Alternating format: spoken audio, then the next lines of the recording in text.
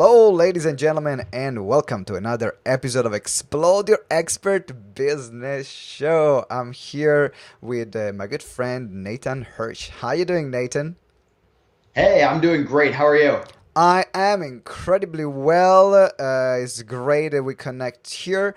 We met first in the island of Baby Bathwater and having some crazy parties, learning some great business stuff, and now we are here. So today we are talking about growing your business with the remote working. Is a topic that I'm really passionate about. I'm really fascinated about.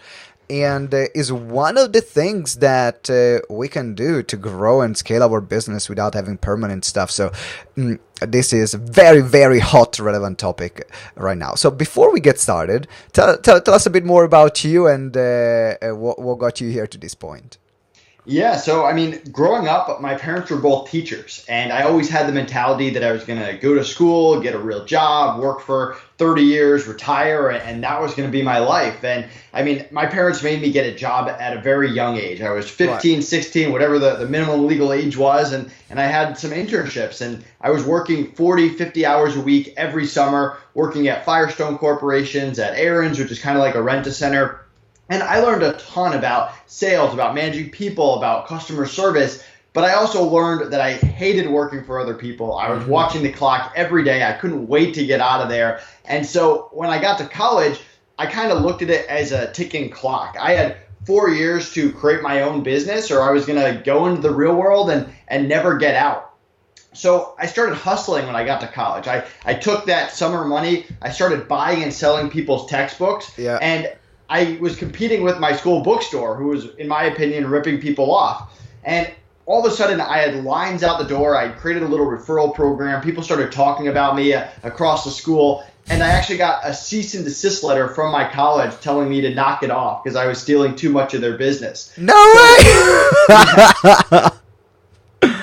So, like I said, my parents were both teachers. I didn't want to get kicked out of college. That wasn't a real option. So I pivoted a little bit. I sold some books on Amazon. This was back in 2008. No one knew what Amazon was. And I started experimenting with other products, with sporting equipment and outdoor supplies and computers, like stuff I was familiar with. And I just failed over and over and over. It wasn't until I branched out of my comfort zone and found the baby product industry that my Amazon business took off. So if you can imagine me as a 20-year-old single college guy selling millions of dollars of baby products on Amazon, that was me. And it was a crazy time. Now you've got all these gurus and courses.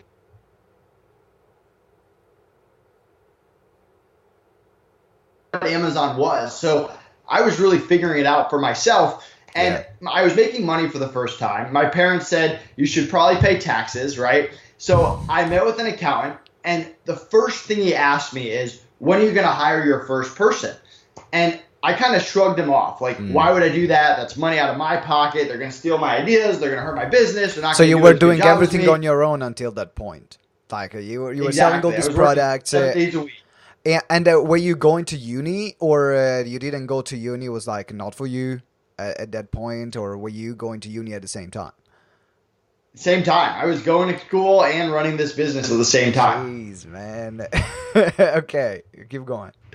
So I'm like a junior at this point, sophomore, junior in college. Right. And I meet with an accountant. He tells me I should hire people. I tell him, like, no way, that's not for me. And he just laughs in my face. And he says, you're going to figure this lesson out on your own.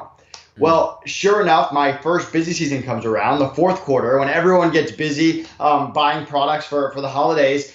And I just get destroyed. I'm working 20 hours a day. My social life plummets. My grades go down. And I'm not sleeping. And I work my butt off for 8 weeks to get through the holidays, doing every little thing myself, answering every email, sending every order. And I survive into January. And I think to myself, I can never let that happen again. I need to start hiring people like right now. So I post a job on Facebook, and this guy in my business law class messages me. He says, I don't know what you do. I need a job. I don't even interview him. I just say you're hired. I need you so badly. I needed help. And he ends up being this unbelievable hire. He's hardworking. He's smart. He's actually my business partner today with FreeUp. We've been working together for like 8-9 years now. No way. I just hit jackpot right from the beginning. But there I am as this punk 20-year-old kid thinking, man, this hiring thing is easy. You post a job on Facebook, someone shows up, they do good work, they make you more money. And I just proceed to make bad hire after bad hire after bad hire, costing myself thousands of dollars, lots of time, lots of energy. And I quickly learned that hiring people in person when you're 20, 21 is really tough. So I moved to the remote hiring world, the Upworks, the Fivers, and I got pretty good at it. I hired some people that are still with me today. But I just hated the process. I hated how long it took me to post a job, get 100 applicants, interview them one by one with very little protection on the back end. And that's when I had the idea to build my own platform, FreeUp. So that's kind of the short version of how I went from a broke college kid to starting Amazon to having the idea to building my own freelancer marketplace. This is awesome and insane at the same time. I mean, just I can imagine like you going to college and starting this business and fulfilling everything yourself. It brings me back to the moment where I was starting my business and I was working like full time and running my business during the days off and the evenings. And it's insane, but I found that the people that have this kind of drive, that don't bitch and moan about it, they are the people that actually make it, because that's what it takes from the very beginning to create something successful. So a lot of our listeners are one-man band, and then we have also other listeners that they are now have a team and they're growing and scaling up. What I would love to know is, in terms of your personal experience, before we go into a bit more technicalities, in your personal experience, you mentioned that the hiring process sucked, and you made bad hire after bad hire after bad hire. So in your experience, why were these hires bad, or what was missing for them to be a good hire? So we can go back in that point. Yeah, so I mean, it started off that I just didn't have a hiring process at all, right? I was 2021. I didn't know that you had to build out like systems and interview questions and what even to look for in a hire. I thought, hey, if someone needed work and I had work to do, that I would match them up and it would work out well. And obviously over time, I realized that wasn't the case, and I had to actually sit down and create a process for it. I mean, here's where we're going to post jobs. Here is the questions that we're going to ask. Here are the answers to those questions that we're looking for. Here's how we set expectations before the hire, and here's how we evaluate that quickly afterwards, so that we don't find out if they're a bad hire in 3 months. We find out if they're a bad hire in the first week or two, and save yourself time. But the biggest thing that happened was I started hiring people just for skill. Someone would have 5 years of experience, they'd have a great track record, they'd know the programming language that I need, whatever it was.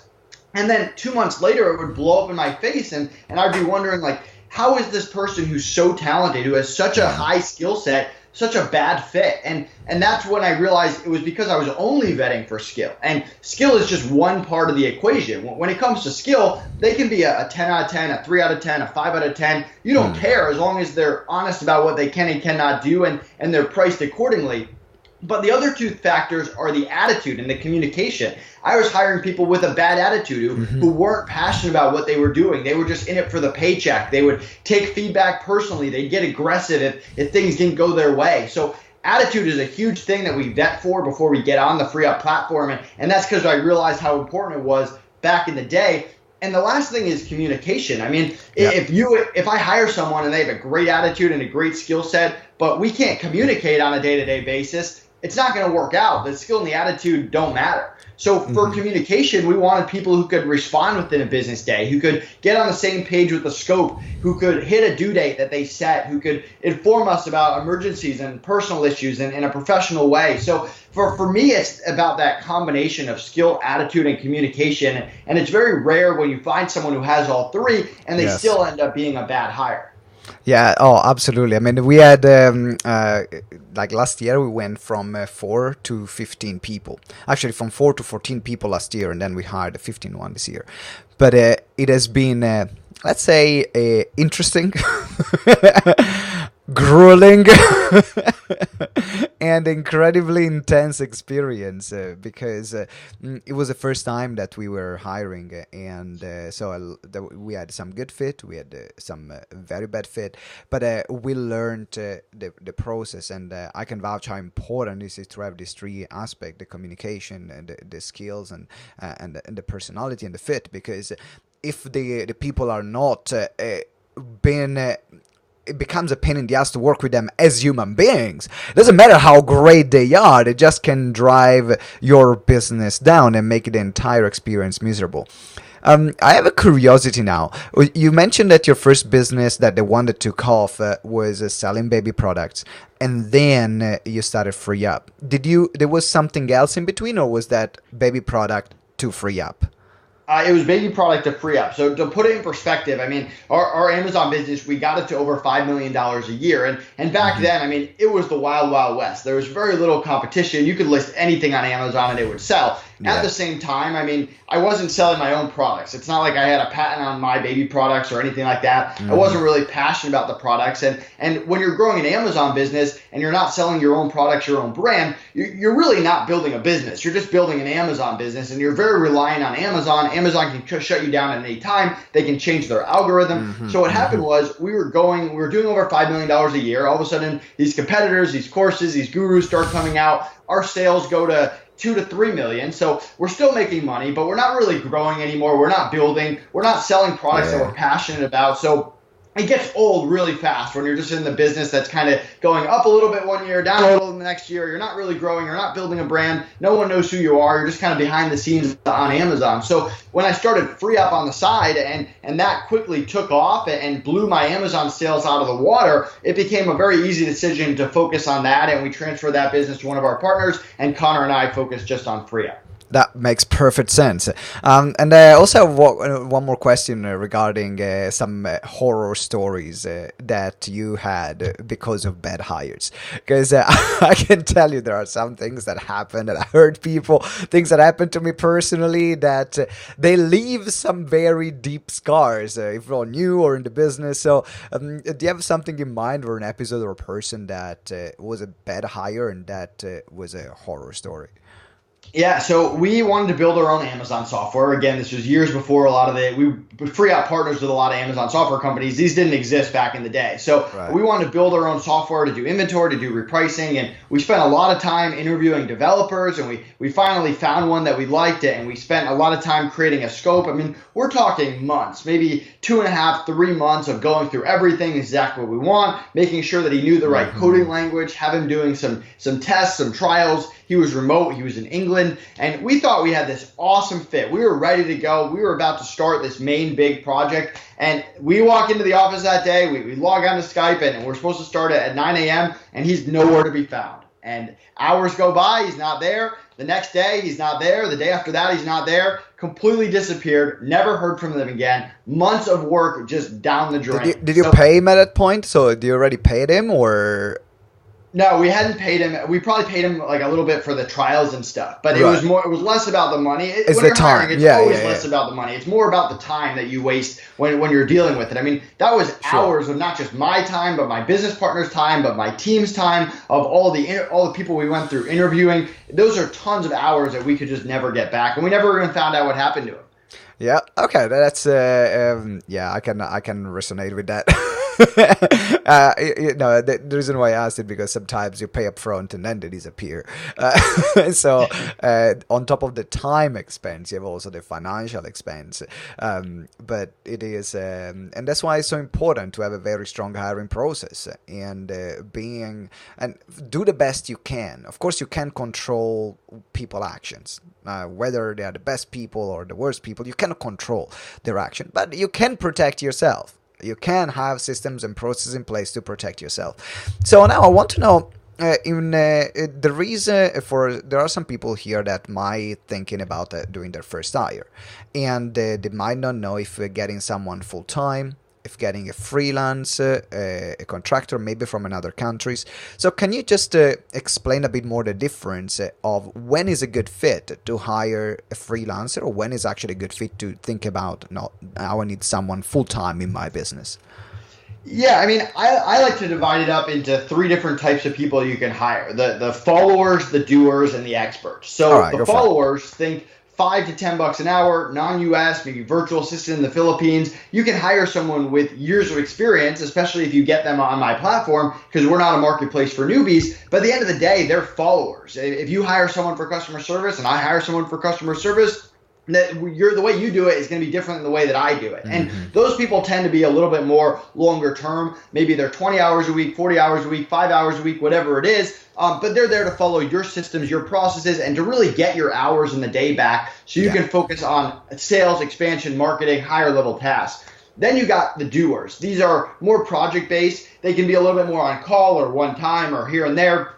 And they're there to do specific tasks. They might be graphic designers, bookkeepers, writers. You're not teaching a graphic designer how to be a graphic designer, but they're not consulting with you either. They do the same thing 10 hours a day. And then you got the experts, the high-level freelancers, the consultants, the agencies. They're bringing their own strategy, their own expertise to the table. And you're hiring them to come in and do something that you're not good at, to actually execute. And those can be more bigger projects. They can be smaller. And so what you need to figure out is, are you looking for the follower, the doer, or the expert? And then also, what is your budget? I mean, before you even start hiring, I recommend looking at how much money you made last month and figuring out how aggressive do you want to be. If you're going to build that empire and you want to reinvest in people, maybe you're investing 40, 50, 60% of your profits back into hiring. And if you're more conservative, and I end up being usually around 30%, but you can be in that 10 to 30 range. And you can always go up 5% or down 5% the next month and tweak it, but figure out what that budget is, and then figure out, hey, are you stuck inside the day-to-day operations? Do you have projects that you will need to take off your plate, or are you taking on something that you need an expert with,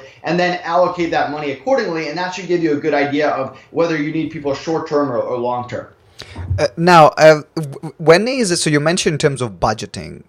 There is sometimes a catch-22 where there are some people that might run a business. The business is not making enough money, but the reason why it's not making enough money is also because they're doing everything themselves.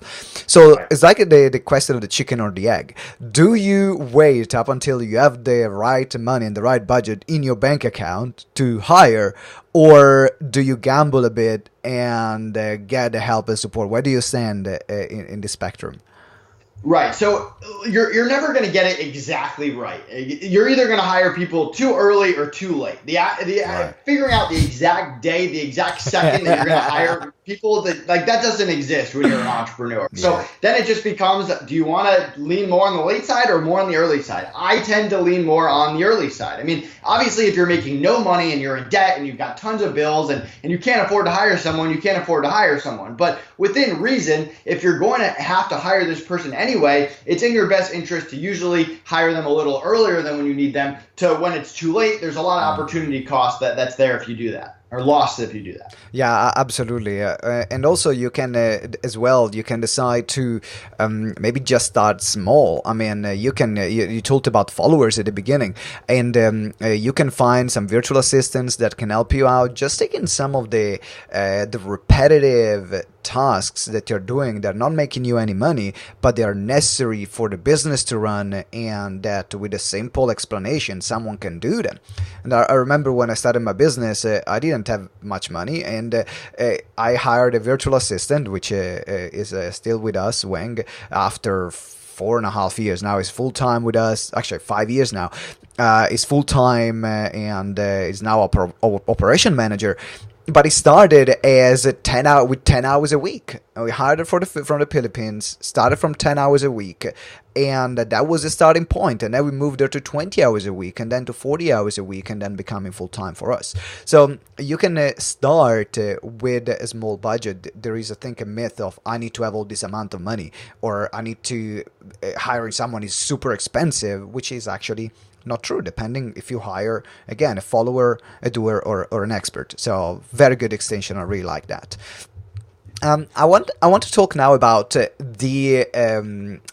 what do you look. So you mentioned already, what do you look for before you hire a person? Can you expand a bit more on that to make sure that we hire the right people, because every company is different, every person's needs are different. So identifying actually what kind of people do I need right now in my business can be very overwhelming and very confusing. So what are your recommendations on that?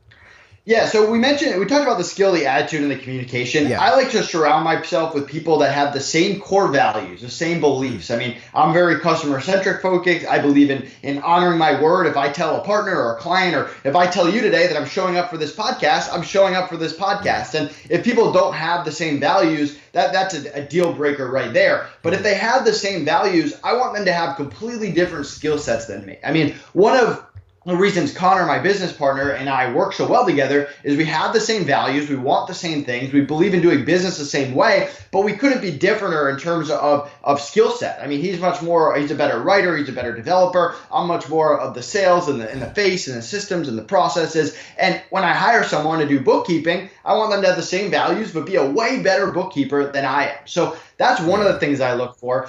I also like to surround myself with people that can work in my pace, because if you're an entrepreneur, you have a certain ways that you like to communicate, that you like to get things done. I mean, you can tell I talk fast. I'm usually direct to the point. I like to work with people that can move at my speed, that don't take things personally, that they don't need to be warm and fuzzy. Although I build great relationships and culture, at some point it's about getting stuff done. So if you surround me with people that move slow and that are warm and fuzzy, they might not be the right person for me, even though they check all the other boxes. So part of it is understanding yourself and the type of people that you want to work with, knowing what your values and what your beliefs are, and then knowing what your weaknesses are. I mean, one of the best activities I do with Connor and I every quarter is we sit down and we say, hey, what are we doing that we're just not good at? Because the average entrepreneur is only good at 1 to 3 things. And we wear a lot of different hats. So you find yourself working on all these projects that you're not really good at. And if you can afford it and you have room in that budget, you want to hire specialists and experts to turn those weaknesses into strengths. So that's really what I look for in hiring. And in terms of your personal strength, what are you the 1 to 3 thing that you are really, really good at? I'm good at problem solving and systems, and off of that, sales and customer service. To me, that if you can problem solve and you can, you have that mentality of serving people, you can do that customer service and that sales. In my case, it's being more of the face. I'm not really like hard selling people. I'm not like hire this person right now. It's more about like becoming the face, going on podcasts with you, sharing our message, telling people about Free Up, answering their questions. And I work in an imperfect industry, right? I mean, 99% of the time, the freelancers on our platform do an amazing job. They make me look good. They make Free Up look good. And there's always going to be that 1%. And it's not we haven't come across it, but it's usually not some huge issue where someone like stole something. It's usually like, hey, you have a client, you have a freelancer, and their personalities don't work well, and we need to jump in and create a solution that's fair to both sides, that treats both of them well, and we can all move forward. So the ability to do that quickly and make people feel like they're taken care of, I think is a good skill set of mine. That's perfect. And in terms of the your business, how do we identify if someone now is at if someone is starting out? I'm gonna ask the other question later, but if someone is starting out, who do you think their very first hire should be? Like, someone is starting out their business, is their very first hire, and from your experience, which one should it be? This is my least favorite question. Why? Because it's just impossible to answer. I mean, we work with people that are doing $100 million a year, people who've never sold anything before in different industries. They all have different budgets. And even me, if I got on the phone with someone for 30 minutes, for an hour, and learned about their business, I still don't know enough to make that information. I mean, what you have to figure out is, are you someone that's stuck in the day-to-day operations of your business? Are you someone that has all these projects building up that you're not good at? Are you someone that's taking on something like Facebook ads or building a website and you just have no idea? And yes, you could spend the next 6 months becoming a Facebook ad expert and taking every course out there, but that's not a good use of your time, and you can't do that for every single part of your business. So for me, you have to identify that first. And if you're someone stuck in the day-to-day operations of your business, you need to hire a VA, you need to hire an assistant, you need to get your hours back. If you're someone where those projects are building up, you need to identify what projects have the fastest ROI, and you need to hire specialists to do those projects first. And if you're someone that's taking on something that you're not good at, like marketing or UI, UX, whatever it is, you need to figure out, hey, how important is this to my business? Can I afford to do it right? Because the last thing you want to do is cut costs on the highest level people. And if that's the case, then you proceed forward with those experts. So going to Free Up, I'm curious about to know how is Free Up different from other platforms? You know, you have Fiverr, you have Upwork, you have every single like VA company, outsourcing company that is out there. How are you guys different? Yeah, so I really tried to take everything that I liked about the other platforms and change everything I didn't like. So with us, we get thousands of applicants every week. These are virtual assistants, freelancers, agencies from all over the world. We vet them for skill, attitude, and communication, like I mentioned before. The top 1%, 1 out of every 100, get on our platform. And as a client, you get fast access to them. It's free to sign up. There's no monthly fee. There's no minimums. It's in our best interest to get you people you actually like that help you grow your business. You put in a request. We fill it with one person by default. Most people come to us because they don't want to meet 20 people. But if you say, send me 3, send me 5, we're happy to do it. You can meet with them, interview them, make sure you like them. If you like them, you can hire them, negotiate rate, agree to fixed price. The freelancers set their own rates, so whatever you want to do. If you don't like them, you click pass and provide us feedback, and we get you someone else based on that feedback. So it's a very fast and efficient process up front. On the back end, we have 24/7 support in case you have even the smallest issue. My calendar, my assistant's calendar is right at the top of the website. We're always there. And we have a no turnover guarantee where if freelancers quit for any reason, which rarely happens, but of course it's real life, we cover all replacement costs and get you a new person right away. So that's what we're all about, the free vetting, the speed, the customer service, and the protection. I really like it, in particular because when you're hiring, in particular if you're hiring remote, then you know that you are giving all your details, all your data, some very sensitive information about your business to someone else. And if they run away with those information, or even if they misuse them, or they lock you out from their accounts, then there are big problems for your business. I've seen businesses going down for that, and that's why the security is so important. I'm curious to know, do you guys do you have like a smart algorithm to help the first process of matching the request with the candidate, or is something that like a recruitment agency would be like more manual and saying, okay, I know this person, this will be the perfect fit? Or is that a mixture of both? How does it work in the back end? Yeah, so let me address both of those things. The first thing on risk, I mean, there's always going to be a risk, right? There's nothing that you or me or anyone else can do to make that risk zero. Being an entrepreneur is risky, hiring is risky, but hiring is the only way to scale. If you want to scale your business, at some point you have to hire. There's very few $5 billion a year solo entrepreneurs out there. It really just doesn't exist. So on our platform, I mean, it's really tough to get in. Once the freelancers are in, they care a lot more about staying in and getting more clients from me and keeping you as a client than they do about stealing or jeopardizing. Because it's more selective. Exactly. And I mean, yes, there's always a chance. And even if you hire your best friend to sit right next to you, there's always a chance they do something stupid or jeopardize your business in some way. But I mean, we bill 16,000 plus hours every week. Knock on wood, we've never had anything happen. I'm sure if we bill enough hours, eventually something will happen. That's just real life. But the chances are a lot smaller than people think. And you can do everything to protect yourself. I mean, give people more and more information over time. Use LastPass. Change your passwords when you stop working with someone. You can even have people sign NDAs, although are you really going to chase someone across the Philippines over a piece of paper?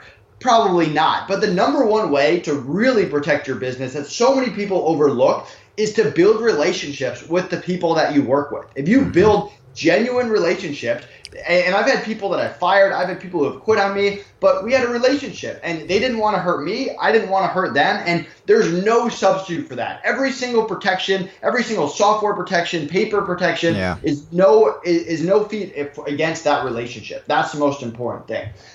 In terms of the vetting, we're not a recruitment company. We don't have some crazy algorithm that matches like the client's personality to the freelancers. What I will say is it's a three-step process. So first of all, we vet people before they even get on our platform. So we only let the best of the best on. Mm-hmm. Second, we set that expectation that you should only take on projects that you can do at a very high level and that you can commit to. If you drop clients in the middle of a project, if you take on projects you can't do at a high level, we remove you from our platform very, very quickly. So that expectation kind of self-regulates itself because it's so tough to get in. Once they're in, we're bringing clients to them. The last thing they want to do is get kicked off our platform after all of that. So there's a certain self-regulation in that.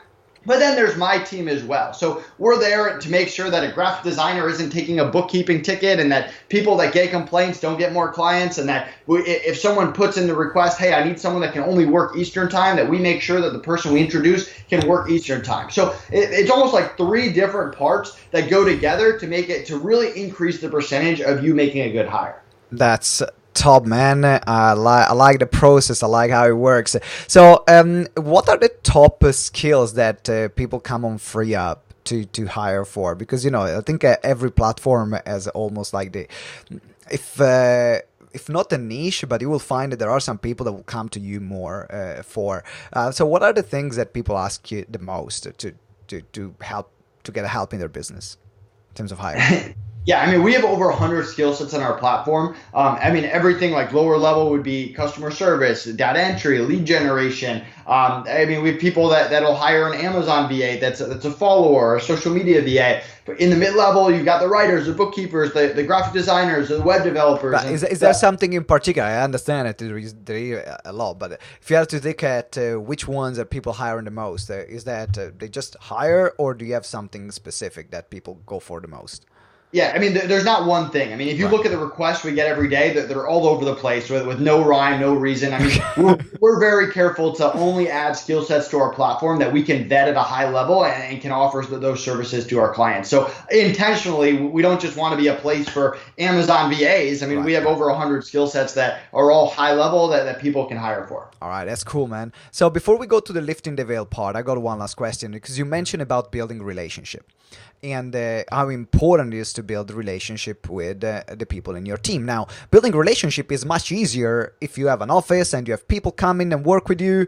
But in the remote working is way more difficult, because there is, first of all, there might be time differences. There might be definitely like the point of contact might be like a Zoom call or a Skype call or a Slack channel or whatever. So how do you ensure that you can build solid relationship when you don't meet people in person? Do you have a system or something that you recommend? Yeah, so back in the day, I actually opened up an office, and I found that it was actually harder in person. It led to more drama. It led to a lot of other things that I didn't really like. I mean, for me, it's about the effort. And I can usually tell when clients are making an effort. If I have a VA, and we've had clients where they'll hire 3 different people, and the 3 different people have never talked to each other, but they all have the same complaints about that same client. And usually you can tell that the client has really made no effort. Every once in a while, they'll fire off an email. They'll say, hey, get this done right now. And they'll talk down to them when they make a mistake. That's not making an effort. The thing is to actually have meetings, actually have conversations, actually understand what motivates the people that you're working with. Everyone cares about different things. They might care about providing for their family and making money. They might care about the title that they're given. They might care about, hopefully you find people that really believe in your business and they want to see that succeed, or people that care about the project or the task. I mean, we have graphic designers who love graphic design. They love the creativity, and that's really what motivates them. So if you haven't taken the time to actually meet and figure out what people care about, then you're really going to struggle to build those relationships. So for me, that's step one. And once you understand what motivates people and what people like, then you can tailor your future conversations to address that, make them feel appreciated, make them feel like you're working towards that, and that's going to lead to a relationship over time. Yeah. And do you also recommend like a frequency of a call? Like, do you mainly do like communication by email? Do you recommend video calls or like regular team trainings or regular update? How do you gel a team that maybe you have a lot of remote people? because everyone, you have the interpersonal relationship between you, the founder, or the HR person in your business, whatever, with the team members. But also you have now the interrelationships between the team members that are equally as important. So how do you facilitate that?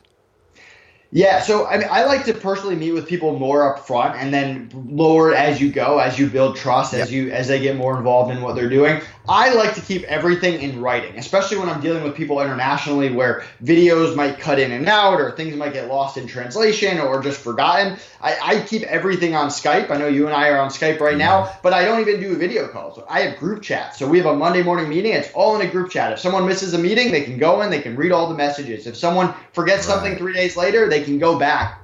If people are reading it and they don't understand it, they can ask questions, and everything is clearly laid out in writing. Now, for other things, I'll send over voice messages. I'll use Voxer and stuff like that if I'm really busy. But the more that you can get in writing, the better. And for me, it's about figuring out what are the 2 to 3 communication channels and what are you actually using them for. For email, I'm sending something that I don't care as long as you get it done within a few hours of you working. It's not urgent. For Skype messages, it's usually right away, or we're having a meeting right there on Skype. And for Viber or WhatsApp or phone calls, those are more for urgent. If our software goes down, I'm going to send a Viber message to my developers, but I'm not going to bother them on the weekend sending them Viber messages and blow up their phone if it's not important. So for me, it's about establishing those communication channels and how each one is used. Top, man. Thank you for the insight here. Now let's move to the lifting the veil part, which is the last part of the show, where I ask my guest what tools, app, software, habit, something that makes that they use that makes their life or business easier. So what's that for you? For me, I love this app called Yet Another Mail Merge. I use it to email clients, to email freelancers, to send email blasts. It's pretty easy to use. I have no affiliation with them. It's pretty affordable as well. But it also allows you to send customized emails out. I mean, I don't use them for like my email marketing. I use MailChimp for that. But I'll use them for check-ins or for sending out some mass email. Let's say our project board is overflowing with projects. We might send an email out to all thousands of freelancers saying, hey, can everyone just check the board and see if you can take on any projects? We'd really appreciate it. And allows us to do it quickly and customize each email with their name and stuff like that. So I recommend checking that out if you haven't already. Yet Another Mail Merge. I think I used it actually a few years ago, and I absolutely loved it. So just out of curiosity, why don't you use your CRM also with this type of communication, and do you use this different system? Is there another benefit to this that a normal CRM system couldn't do with an appropriate tag? Yeah, I mean, I do use my system for like standard updates. Someone will get an email when they hired someone or when we fill the ticket, stuff like that. This is more for like quick blasts, quick follow-ups. Like I like to check in with clients over time. You could probably use another CRM too. I'm sure that there is there, but this is just a quick way to send emails to lots of different people and customize it without using the CRM. Yeah, what I found as well by using the system is that it will not go because it's basically used through Gmail, and is less likely to go in the promotional folder or in the social media folder, and more likely to go into the the primary folder of Gmail or the primary folder of other inbox systems, because it's directly sent from your Gmail account. So the chances that they are going to see it is way higher. Now, the challenge on the other side is that make sure you don't use it too for promotional messages like you did, because then it means that your primary email account now gets flagged. So 100%. I wouldn't use it for like cold outreach. Exactly. Please don't. But it's a great system. We're gonna put the link in the show notes so you can you guys can get it out. All right, Nathan, it's been an absolute pleasure having you here. Tell us a bit more about how can people reach out to you, find you, work with you on FreeUp. Tell us what you have for us. Yeah, so we have a Facebook group called Outsourcing Masters. We'd love to have you in there. We post a lot of great content to help people hire remote better. If you go to freeup.com, that's freeup with 3 E's, my calendar, my team's calendar is right at the top. We'd love to meet with you about how we can help your business. You can create a free FreeUp account, mention this podcast, get a $25 credit to try us out. That's $25 you can use towards VAs, freelancers, agencies, whatever you need. And I look forward to helping you. And thanks so much for having me on. Ah, that's brilliant. So, guys, we're gonna put a link of the Facebook group and also the links of all social media and the website of FreeUp here in the show notes. So make sure right now you scroll down and connect with Nathan, connect with FreeUp, because is growing your business without staff, without people in your business, you will never be able to grow to the level that you want. We talked a lot about the journey from expert to authority, and getting your team right is an important, crucial part of this journey. So make sure you check out FreeUp. Nathan, it's been an absolute pleasure. Thank you very much for being on Explode Your Expert Business Show. Thank you. All right, ladies and gentlemen, thank you for listening and thank you for watching. If you're watching, make sure that you subscribe to the show. If you haven't subscribed yet, click the juicy button. I know it's calling you. Yes, subscribe right now. And then I'm looking forward to seeing you to the next episode. And remember that together we grow exponentially. Ciao.